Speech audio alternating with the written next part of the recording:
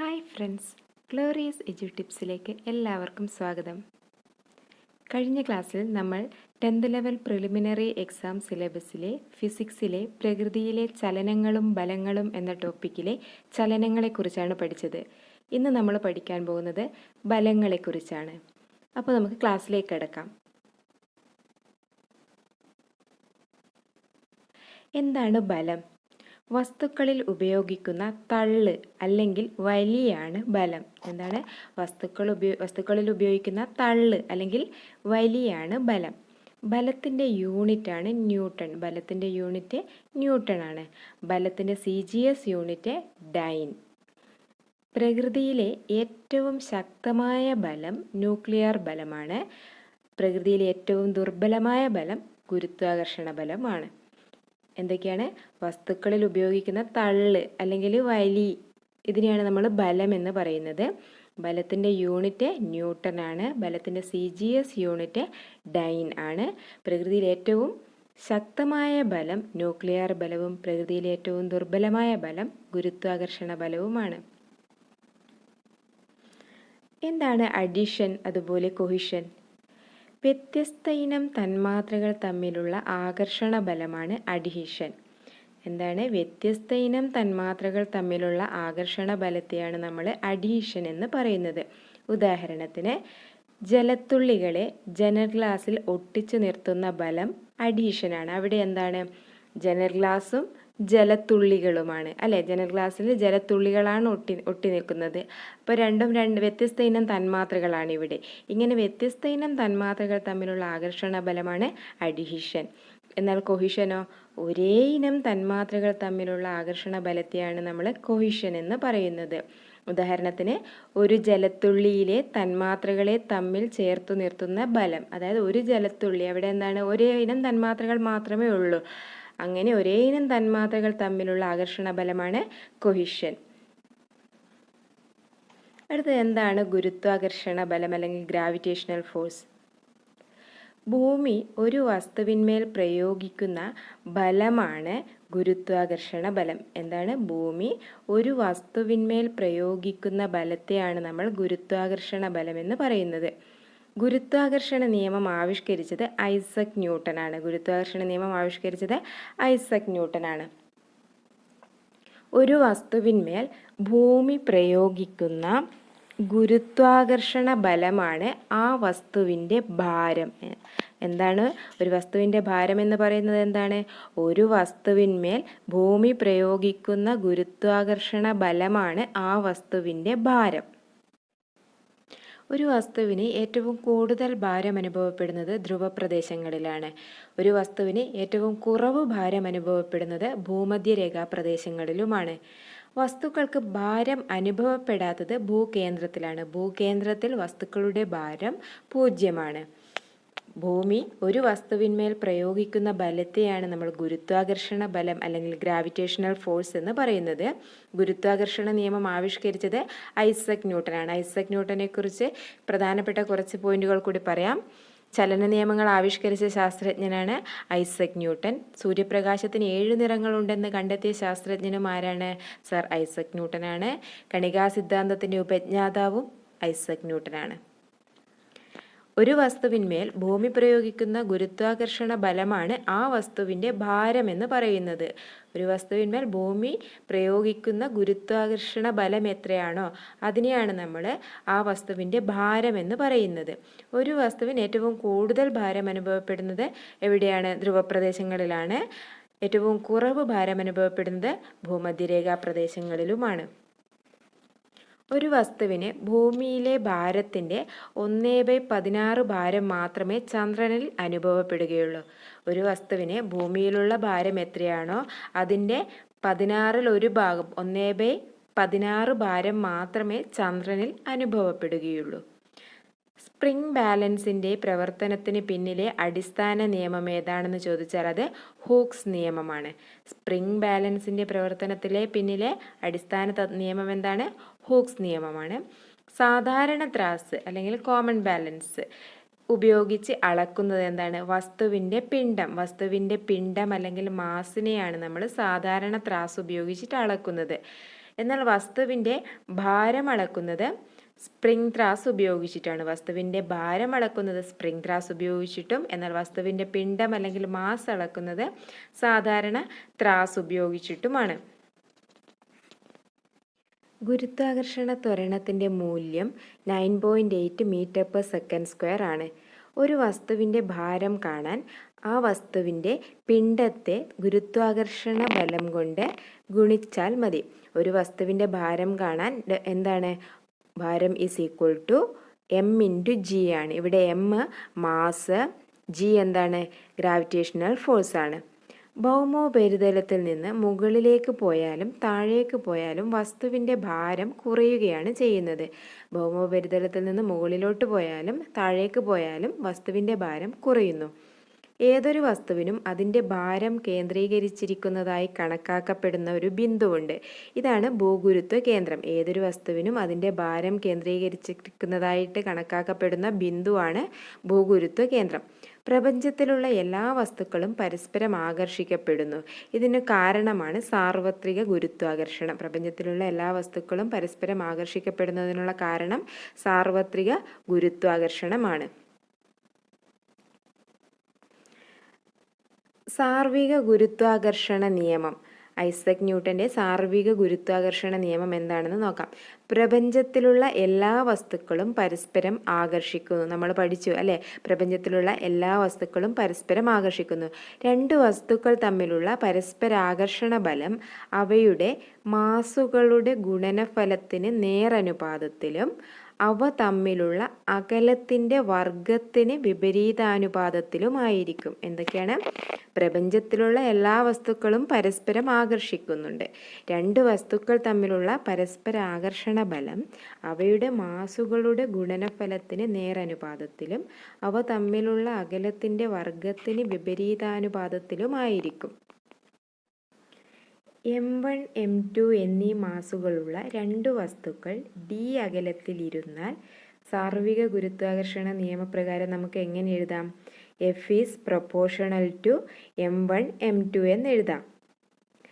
അതുപോലെ F is proportional to 1/d² എന്നും എഴുതാം. ഇവിടെ M1 M2 എന്താണ്? വസ്തുവിൻ്റെ മാസാണ്. വസ്തുവിൻ്റെ മാസ്. ഡി എന്താണ്? ഡിസ്റ്റൻസ്. അവ തമ്മിലുള്ള രണ്ട് വസ്തുക്കളുണ്ട് അല്ലേ? അവ തമ്മിലുള്ള അകലമാണ് ഇവിടെ ഡി. അപ്പോൾ ഈ രണ്ട് ഇക്വേഷൻ നമ്പർ 1ഉം ഇക്വേഷൻ നമ്പർ 2ഉം ചേർത്ത് എഴുതിയാൽ നമുക്ക് എങ്ങനെ എഴുതാം? F is proportional to M1 M2/d² എന്ന് എഴുതാം അല്ലേ? F is proportional to M1 M2/d². ഈ പ്രൊപ്പോർഷണാലിറ്റി മാറ്റാൻ വേണ്ടി നമുക്ക് എന്തുണ്ട്? ഇവിടെ ഒരു കോൺസ്റ്റൻ്റ്, അതായത് ഒരു സ്ഥിരാങ്കമുണ്ട്. F is equal to G into M1 M2/d² എന്ന് എഴുതാം. അതായത് ഇവിടെ ജി എന്താണ്? ഗുരുത്വാകർഷണ സ്ഥിരാങ്കം എന്നറിയപ്പെടുന്നു. ജി എന്താണ്? ഗുരുത്വാകർഷണ സ്ഥിരാങ്കം. ജിയുടെ value 6.67 × 10⁻⁻11 newton metre square per kilogram square ആണ്. അപ്പോൾ സാർവിക ഗുരുത്വാകർഷണ നിയമപ്രകാരം F is equal to G into M1 M2/d². Okay, F equal to G into M1 M2/d² ആണ്. ജിയുടെ മൂല്യം 6.67 × 10⁻⁻11 newton metre square per kilogram square ആണ്. ഹെൻറി കാവൻഡിഷ് എന്ന ശാസ്ത്രജ്ഞനാണ് ആദ്യമായി ജിയുടെ മൂല്യം പരീക്ഷണത്തിലൂടെ നിർണ്ണയിച്ചത്. അപ്പോൾ ജിയുടെ മൂല്യം 6.67 × 10⁻⁻11 newton metre square per kilogram square ആണെന്ന് പറഞ്ഞു അല്ലേ? ഇതിൻ്റെ വാല്യൂ ഇത്രയാണെന്ന് ആദ്യമായിട്ട് കണ്ടുപിടിച്ചത് ഹെൻറി കാവൻഡിഷ് എന്ന ശാസ്ത്രജ്ഞനാണ്. ആ ഇക്വേഷൻ വെച്ച് ചെയ്യാവുന്നൊരു പ്രോബ്ലമാണ് ഇവിടെ കൊടുത്തിട്ടുള്ളത്. 40 കിലോഗ്രാം മാസുള്ള ഒരു കുട്ടി 50 കിലോഗ്രാം മാസുള്ള മറ്റൊരു കുട്ടിയിൽ നിന്ന് 1 മീറ്റർ അകലത്തിലിരുന്നുവെങ്കിൽ അവർ തമ്മിലുള്ള ആകർഷണ ബലം കണക്കാക്കുക. ആകർഷണ ബലം കണക്കാക്കാനുള്ള ഇക്വേഷൻ എന്താണ്? നമുക്കറിയാം F is equal to G into M1 M2/d² ആണ് അല്ലേ? ഇവിടെ മാസ് തന്നിട്ടുണ്ട് 40 കിലോഗ്രാമും 50 കിലോഗ്രാമും. അപ്പോൾ എന്താണ്? M1 ഈസ് ഈക്വൽ ടു 40 കിലോഗ്രാമും M2 ഈസ് ഈക്വൽ ടു 50 കിലോഗ്രാമും ആണ്. ഡി ഡിസ്റ്റൻസ്, കുട്ടികൾ തമ്മിലുള്ള ഡിസ്റ്റൻസ് എത്രയാണ്? 1 മീറ്റർ ആണെന്ന് തന്നിട്ടുണ്ട് അല്ലേ? 1 മീറ്റർ ആണെന്ന് തന്നിട്ടുണ്ട്. അപ്പോൾ D is equal to 1 metre. G നമുക്കറിയാം കോൺസ്റ്റൻ്റ് ആണ്. 6.67 into 10⁻⁻11 newton metre square per kilogram square ആണ്. ഈ വാല്യൂസ് എല്ലാം ഇവിടെ കൊടുക്കുമ്പോൾ നമുക്ക് എങ്ങനെ കിട്ടും? F is equal to G, ജിയുടെ വാല്യൂ അപ്ലൈ ചെയ്യുക. ശേഷം M1 M2 തന്നിട്ടുണ്ട്, അത് കൊടുക്കുക. ഡി സ്ക്വയർ, ഡി എന്ന് പറയുമ്പോൾ എന്താണ്? ഡിസ്റ്റൻസ് 1 മീറ്റർ ആണ്. അപ്പോൾ 1ൻ്റെ സ്ക്വയർ 1 സ്ക്വയർ എന്ന് എഴുതുക. അപ്പം ആൻസർ നമുക്ക് 13,340 ഇൻറ്റു 10⁻⁻11 എന്നായിരിക്കും കിട്ടുന്നത്. എന്താണ് 13,340?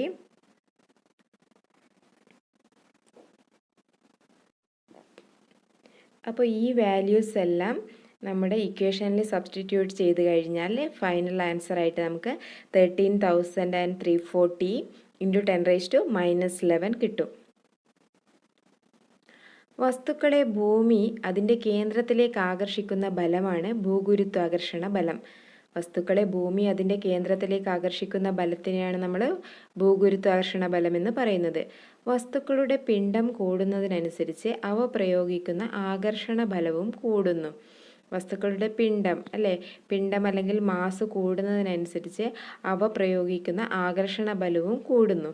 രണ്ട് വസ്തുക്കളിൽ ഒന്നിന് പിണ്ഡം ഇരട്ടിയായാൽ അവ തമ്മിലുള്ള ആകർഷണ ബലം എത്രയാകുന്നു എന്ന് ചോദിച്ചാൽ 2 മടങ്ങാകുകയാണ് ചെയ്യുന്നത്. രണ്ട് വസ്തുക്കളിൽ ഒന്നിൻ്റെ പിണ്ഡം ഇരട്ടിയായാൽ അവ തമ്മിലുള്ള ആകർഷണ ബലം 2 മടങ്ങാകുന്നു. അതുപോലെ രണ്ട് വസ്തുക്കളുടെയും പിണ്ഡം ഇരട്ടിയായാൽ അവ തമ്മിലുള്ള ആകർഷണ ബലം 4 മടങ്ങാകുകയാണ് ചെയ്യുന്നത്. രണ്ട് വസ്തുക്കളിൽ ഒന്നിൻ്റെ പിണ്ഡം ഇരട്ടിയായാൽ അവ തമ്മിലുള്ള ആകർഷണ ബലം 2 മടങ്ങാകുന്നു. എന്നാൽ രണ്ട് വസ്തുക്കളുടെയും പിണ്ഡം ഇരട്ടിയായാൽ അവ തമ്മിലുള്ള ആകർഷണ ബലം 4 മടങ്ങാകുന്നു.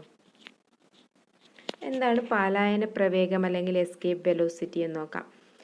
ആകാശഗോളത്തിൻ്റെ ഗുരുത്വാകർഷണത്തിൽ നിന്നും രക്ഷപ്പെടാൻ ഒരു വസ്തുവിനുണ്ടായിരിക്കേണ്ട ഏറ്റവും കുറഞ്ഞ പ്രവേഗത്തെയാണ് പാലായന പ്രവേഗം എന്ന് പറയുന്നത്. ആകാശഗോളത്തിൻ്റെ ഗുരുത്വാകർഷണത്തിൽ നിന്നും രക്ഷപ്പെടാൻ ഒരു വസ്തുവിനുണ്ടായിരിക്കേണ്ട ഏറ്റവും കുറഞ്ഞ പ്രവേഗമാണ് പാലായന പ്രവേഗം. ഭൂമിയുടെ പാലായന പ്രവേഗം എത്രയാണ്? 11.2 കിലോമീറ്റർ പെർ സെക്കൻഡ് ആണ്. ഭൂമിയുടെ പാലായന പ്രവേഗം 11.2 കിലോമീറ്റർ പെർ സെക്കൻഡ് ആണ്. ചന്ദ്രനിൽ നിന്നുള്ള പാലായന പ്രവേഗം എത്രയാണെന്ന് ചോദിച്ചാൽ അത് 2.4 കിലോമീറ്റർ പെർ സെക്കൻഡ് ആണ്. സൂര്യൻ്റെ പാലായന പ്രവേഗം 618 കിലോമീറ്റർ പെർ സെക്കൻഡാണ്. ഏറ്റവും കൂടിയ പാലായന പ്രവേഗമുള്ളത് സൂര്യനാണ്. സൂര്യൻ്റെ പാലായന പ്രവേഗം 618 കിലോമീറ്റർ പെർ സെക്കൻഡാണ്. വ്യാഴത്തിൻ്റെ പാലായന പ്രവേഗമാണ് 59.5 കിലോമീറ്റർ പെർ സെക്കൻഡ്. ഗ്രഹങ്ങളിൽ പാലായന പ്രവേഗം ഏറ്റവും കൂടിയത് വ്യാഴത്തിനാണ്. എത്രയാണ്? 59.5 കിലോമീറ്റർ പെർ സെക്കൻഡാണ്. എന്താണ് പാലായന പ്രവേഗം? ആകാശഗോളത്തിൻ്റെ ഗുരുത്വാകർഷണത്തിൽ നിന്നും രക്ഷപ്പെടാൻ ഒരു വസ്തുവിനുണ്ടായിരിക്കേണ്ട ഏറ്റവും കുറഞ്ഞ പ്രവേഗത്തെയാണ് നമ്മൾ പാലായന പ്രവേഗം അല്ലെങ്കിൽ എസ്കേപ്പ് വെലോസിറ്റി എന്ന് പറയുന്നത്. അടുത്തത് എന്താണ് നിർബാധ പതനം അല്ലെങ്കിൽ ഫ്രീ ഫോൾ? വ്യത്യസ്ത പിണ്ഡമുള്ള രണ്ട് വസ്തുക്കളെ സ്വതന്ത്രമായി വീഴാൻ അനുവദിച്ചാൽ രണ്ടും ഭൂമിയിലേക്ക് പതിക്കുന്നത് ഒരേ സമയത്തായിരിക്കും. വ്യത്യസ്ത പിണ്ഡമാണെങ്കിൽ, അതായത് വ്യത്യസ്ത മാസാണെങ്കിലും രണ്ട് വസ്തുക്കളെ സ്വതന്ത്രമായിട്ട് വീഴാൻ അനുവദിച്ചാൽ രണ്ടും ഭൂമിയിലേക്ക് പതിക്കുന്നത് ഒരേ സമയത്തായിരിക്കും. ഇങ്ങനെ ഒരേ സമയത്തായിരിക്കും പതിക്കുന്നത് എന്ന് തെളിയിച്ച ശാസ്ത്രജ്ഞനാണ് ഗലീലിയോ. വ്യത്യസ്ത പിണ്ഡമുള്ള രണ്ട് വസ്തുക്കളെ സ്വതന്ത്രമായി വീഴാൻ അനുവദിച്ചാൽ രണ്ടും ഭൂമിയിലേക്ക് പതിക്കുന്നത് ഒരേ സമയത്തായിരിക്കുമെന്ന് തെളിയിച്ച ശാസ്ത്രജ്ഞനാണ് ഗലീലിയോ. നിർബാധം പതിക്കുന്ന വസ്തുക്കളുടെ ഭാരം 0 ഇങ്ങനെ നിർബാധം പതിക്കുന്ന വസ്തുക്കളുടെ ഭാരം 0. ഘർഷണബലം പ്രതലത്തിൻ്റെ സ്വഭാവം അനുസരിച്ച് വ്യത്യാസപ്പെടുന്നു. പ്രതലത്തിൻ്റെ മിനുസം കൂടുന്തോറും ഘർഷണബലം കുറയുകയും മിനുസം കുറയുന്തോറും ഘർഷണബലം കൂടുകയും ചെയ്യുന്നു. പ്രതലത്തിന് മിനുസം കൂടിയാൽ അവിടെ എന്ത് സംഭവിക്കും? ഘർഷണബലം കുറയുകയാണ് ചെയ്യുന്നത്. മിനുസമുള്ളിടത്തിൽ ഘർഷണബലം എന്താണ്? കുറയുകയാണ് ചെയ്യുന്നത്. എന്നാൽ മിനുസം കുറയുന്തോറും ഘർഷണബലം കൂടുകയും ചെയ്യുന്നു. അതായത് മിനുസം കൂടിയാൽ അവിടെ ഘർഷണബലം കുറയുകയും മിനുസം കുറഞ്ഞാൽ അവിടെ ഘർഷണബലം കൂടുകയും ചെയ്യുന്നു. ഘർഷണം കുറയ്ക്കാനുള്ള വിവിധ മാർഗങ്ങളാണ് മിനുസപ്പെടുത്തൽ, കൊഴുപ്പിടൽ, ബോൾ ബെയറിങ്ങുകൾ, ധാരാരേഖിതമാക്കൽ എന്നിവ. എന്തൊക്കെയാണ്? മിനുസപ്പെടുത്തൽ, കൊഴുപ്പിടൽ, ബോൾ ബെയറിങ്ങുകൾ, ധാരാരഹിതമാക്കൽ. ഇതിലെന്താണ് മിനുസപ്പെടുത്തൽ എന്ന് പറയുന്നത്? പരുക്കൻ ഉപരിതലങ്ങളെ ഘർഷണം കുറയ്ക്കാൻ ഉപയോഗിക്കുന്ന ഒരു രീതിയാണ് മിനുസപ്പെടുത്തൽ. പരുക്കൻ ഉപരിതലങ്ങളുടെ ഘർഷണം കുറയ്ക്കാൻ ഉപയോഗിക്കുന്ന ഒരു രീതിയാണ് മിനുസപ്പെടുത്തൽ. എന്താണ് കൊഴുപ്പിടൽ? ക്ലോക്ക്, സൈക്കിൾ തുടങ്ങിയ ചെറു യന്ത്രങ്ങളിൽ കട്ടി കുറഞ്ഞ എണ്ണകൾ ഉപയോഗിച്ച് ഘർഷണം കുറയ്ക്കുന്ന രീതിയാണ് കൊഴുപ്പിടൽ.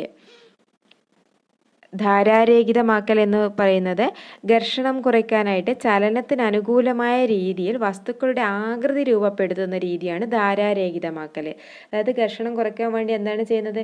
ചലനത്തിന് അനുകൂലമായ രീതിയിൽ വസ്തുക്കളുടെ ആകൃതി രൂപപ്പെടുത്തുന്ന രീതി, അതാണ് ധാരാരഹിതമാക്കൽ. ഇവയാണ് ഘർഷണം കുറയ്ക്കാനുള്ള വിവിധ മാർഗങ്ങൾ.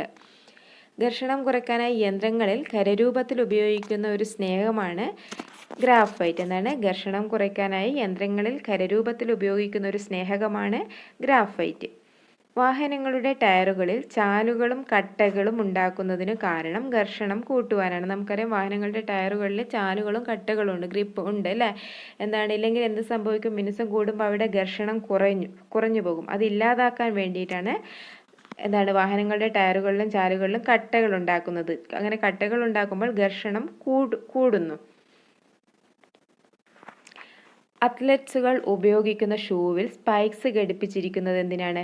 ഘർഷണം കൂട്ടുവാൻ വേണ്ടിയിട്ടാണ്.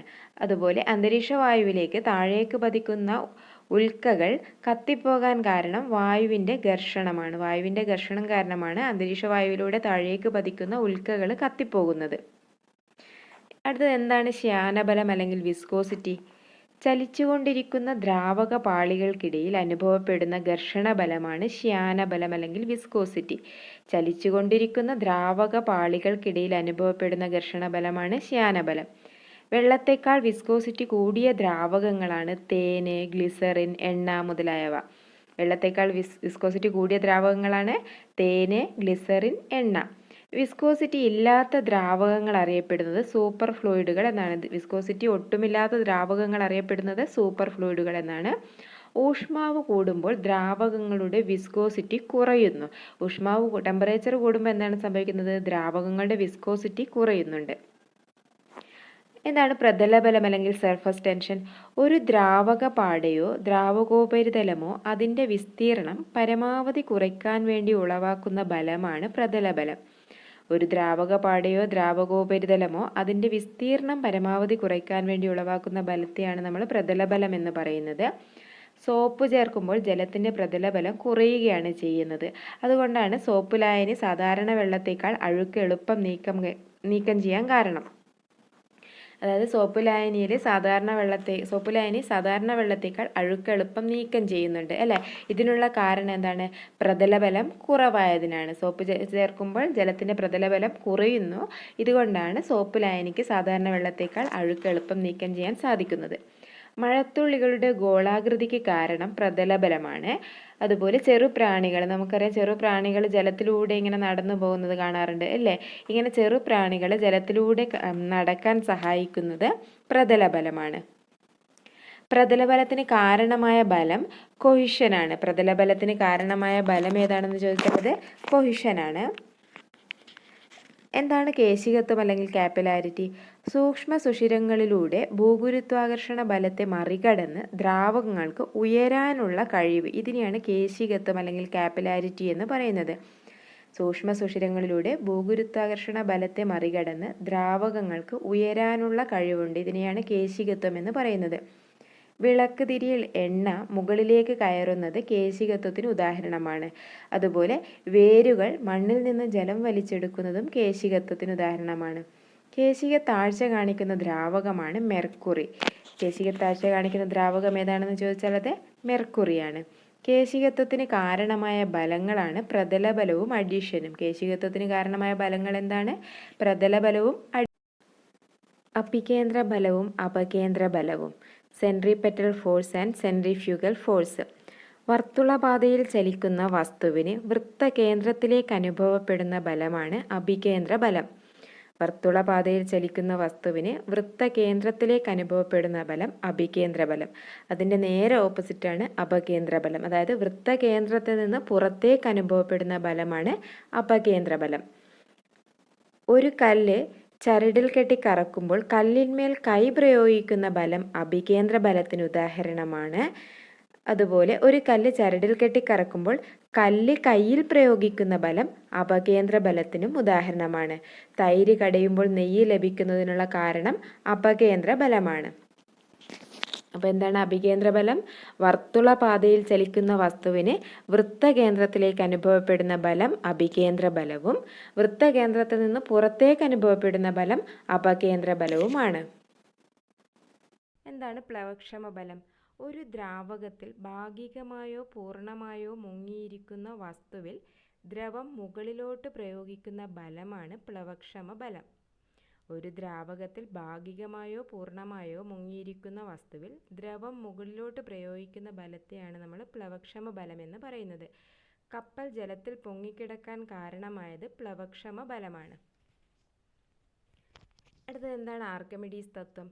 ഒരു വസ്തു പൂർണ്ണമായോ ഭാഗികമായോ ഒരു ദ്രവത്തിൽ മുങ്ങിയിരിക്കുമ്പോൾ അതിനെ അനുഭവപ്പെടുന്ന പ്ലവക്ഷമ ബലം ആ വസ്തു ആദേശം ചെയ്യുന്ന ദ്രാവകത്തിൻ്റെ ഭാരത്തിന് തുല്യമായിരിക്കും. എന്താണ്?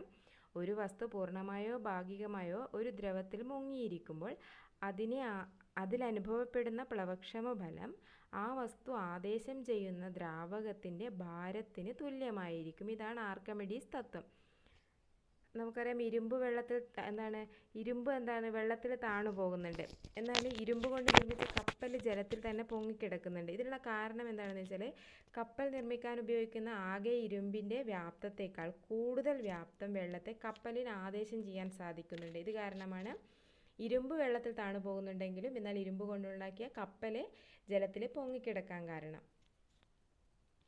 അടുത്തത് എന്താണ് ആവേഗബലം? കുറഞ്ഞ സമയം കൊണ്ട് പ്രയോഗിക്കപ്പെടുന്ന വലിയ ബലത്തെയാണ് നമ്മൾ ആവേഗബലം എന്ന് പറയുന്നത്. കുറഞ്ഞ സമയം കൊണ്ട് പ്രയോഗിക്കപ്പെടുന്ന വലിയ ബലം, അതാണ് ആവേഗബലം. ആവേഗബലം = ബലം ഇൻറ്റു സമയമാണ്. ബലത്തിൻ്റെയും സമയത്തിൻ്റെയും ഗുണനഫലമാണ് ആവേഗബലം. ആണി ചുറ്റിക കൊണ്ട് അടിച്ചു കയറ്റുമ്പോൾ പ്രയോഗിക്കപ്പെടുന്ന ബലം എന്താണ്? ആവേഗബലമാണ്. കാരണം ഇവിടെ എന്താണ്? കുറഞ്ഞ സമയം കൊണ്ട് കൂടുതൽ ബലമാണ് പ്രയോഗിക്കുന്നത്. അതുകൊണ്ട് ഇത് ആവേഗബലമാണ്. അടുത്തത് സമ്പർക്ക ബലവും സമ്പർക്കരഹിത ബലത്തിനും ഉദാഹരണം നോക്കാം. സമ്പർക്ക ബലത്തിന് ഉദാഹരണമാണ് ഘർഷണ ബലവും പ്രതല ബലവും വിസ്കസ് ബലവും. സമ്പർക്കരഹിത ബലത്തിന് ഉദാഹരണമാണ് ന്യൂക്ലിയർ ബലവും ഗുരുത്വാകർഷണ ബലവും. എന്താണ് ഇലാസ്തികത? ഒരു വസ്തുവിൽ ബലം പ്രയോഗിക്കുമ്പോൾ അതിനെതിരായി ആ വസ്തുവിൽ ഉളവാക്കുന്ന ആന്തരിക ബലമാണ് ഇലാസ്തികത. ഒരു വസ്തുവിൽ ബലം പ്രയോഗിക്കുമ്പോൾ അതിനെതിരായി ആ വസ്തുവിൽ ഉളവാക്കുന്ന ആന്തരിക ബലത്തെയാണ് ഇലാസ്തികത എന്ന് പറയുന്നത്. ഇലാസ്തികത പ്രകടിപ്പിക്കുന്ന വസ്തുക്കളാണ് സ്റ്റീല്, റബ്ബർ മുതലായവയൊക്കെ. ഇലാസ്തികത പ്രകടിപ്പിക്കുന്ന വസ്തുക്കൾക്ക് ഉദാഹരണമാണ് സ്റ്റീലും റബ്ബറും ഒക്കെ. ഇതിൽ സ്റ്റീലിനാണ് റബ്ബറിനേക്കാൾ കൂടുതൽ ഇലാസ്തികത ഉള്ളത്. സ്റ്റീലിനാണ് റബ്ബറിനേക്കാൾ കൂടുതൽ ഇലാസ്തികതയുള്ളത്. അടുത്തത് എന്താണ് ഉത്തോലകങ്ങൾ? ധാരം എന്ന സ്ഥിരബിന്ദുവിനെ ആധാരമാക്കി യഥേഷ്ടം തിരിക്കാൻ കഴിയുള്ള ഒരു ദൃഢദണ്ഡാണ് ഉത്തോലകം. ഉത്തോലകങ്ങൾ എന്ന് പറയുന്നതാണ് ധാരം എന്ന സ്ഥിരബിന്ദുവിനെ ആധാരമാക്കി യഥേഷ്ടം തിരിയാൻ കഴിവുള്ള ഒരു ദൃഢദണ്ഡാണ് ഉത്തോലകം. ഉത്തോലകത്തിൻ്റെ ഉപജ്ഞാതാവാണ് ആർക്കിമിഡീസ്. എന്തിനാണ് ഉത്തോലകങ്ങൾ ഉപയോഗിക്കുന്നത്? നമ്മുടെ ജോലികൾ എളുപ്പമാക്കി തരാൻ, എളുപ്പമാക്കി കിട്ടാൻ വേണ്ടിയിട്ടാണ് ഉത്തോലകങ്ങൾ ഉപയോഗിക്കുന്നത്. അങ്ങനെ ഉത്തോലകത്തിൽ നാം പ്രയോഗിക്കുന്ന ബലം അറിയപ്പെടുന്നത് യത്നമെന്നും ഉത്തോലകം ഉപയോഗിച്ച് കീഴ്പ്പെടുത്തുന്ന ബലം രോധവുമാണ്. ഉത്തോലകത്തിൽ നാം പ്രയോഗിക്കുന്ന ബലം യത്നിക്കുന്നു. ഉത്തോലകത്തിൽ പ്രയത്നിക്കുന്ന ബലം യത്നം, ഉത്തോലകം ഉപയോഗിച്ച് കീഴ്പ്പെടുത്തുന്നത് രോധം. അടുത്തത് ഒന്നാം വർഗ ഉത്തോലകവും രണ്ടാം വർഗ ഉത്തോലകം, മൂന്നാം വർഗ ഉത്തോലകം. ഇവ എന്താണെന്ന് നോക്കാം. ധാരം യത്നത്തിനും രോധത്തിനും ഇടയിൽ വരികയാണെങ്കിൽ അതിന് ഒന്നാം വർഗ ഉത്തോലകം എന്നാണ് പറയുന്നത്. ധാരം യത്നത്തിനും രോധത്തിനും ഇടയിലാണെങ്കിൽ അത് ഒന്നാം വർഗ ഉത്തോലകമാണ്. ഉദാഹരണമാണ് ത്രാസ്, കത്രിക, കപ്പി, പ്ലെയേഴ്സ്, സീസോ, നെയിൽ പുള്ളർ. ഇവയിലൊക്കെ എങ്ങനെയാണ്? ധാരം യത്നത്തിൻ്റെയും രോധത്തിൻ്റെയും ഇടയിലാണ് വരുന്നത്. ഇതിനെയാണ് നമ്മൾ ഒന്നാം വർഗ ഉത്തോലകം എന്ന് പറയുന്നത്.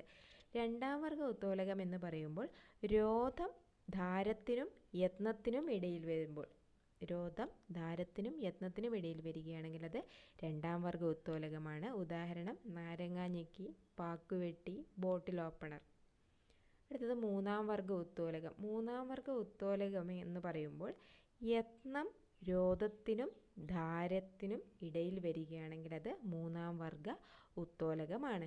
ഉദാഹരണം ചവണ, ചൂണ്ട, ഐസ് ടോങ്സ്. മാറിപ്പോവരുത്, ഇമ്പോർട്ടൻ്റ് ആണ്, പഠിച്ചു വെക്കണം. ഇത്രയുമാണ് ബലം എന്ന ടോപ്പിക്കിൽ നമുക്ക് പഠിക്കാനുള്ളത്. വീഡിയോ ഇഷ്ടമായാൽ ലൈക്ക് ചെയ്യാനും ഷെയർ ചെയ്യാനും ചാനൽ സബ്സ്ക്രൈബ് ചെയ്ത് ബെൽ ഐക്കൺ പ്രസ് ചെയ്യാനും മറക്കരുത്. അടുത്ത വീഡിയോയുമായി വീണ്ടും കാണാം.